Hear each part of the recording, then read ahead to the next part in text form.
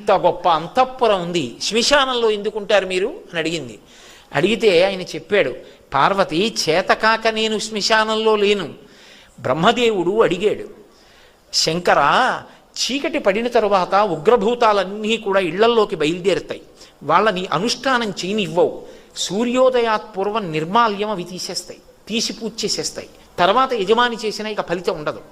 అందుకే ముందు స్నానం ఎవరు అంటే భార్య చేస్తుంది, భర్త చేయడు ముందు స్నానం. భార్య పని ఏమిటంటే ముందు నిర్మాల్యం తీసేస్తుంది, భర్త పూజ చేస్తాడు. ఎందుకంటే ఆయన అనుష్ఠానం చేసుకోవడానికి పూజ చేసి వచ్చే లోపల పూజామందిరం తుడిచి కడిగి ముగ్గు పెట్టి మడినీళ్లు పెట్టి చెయ్యాలి కదా. నిర్మాల్యం తీయడం భార్య పని. అందుకే ఇప్పటికీ శ్రీకాళహస్తిలో శివలింగానికి ముందు అభిషేకం చేయరు, జ్ఞానప్రసూనాంబకి ముందు అభిషేకం, ఇల్లాలు ముందు స్నానం అనడానికి గుర్తు అక్కడ. కాబట్టి శంకర ఈ ఉగ్రమైనటువంటి భూత ప్రేత పిశాచములన్నీ ఇళ్లల్లోకి వచ్చేస్తాయి.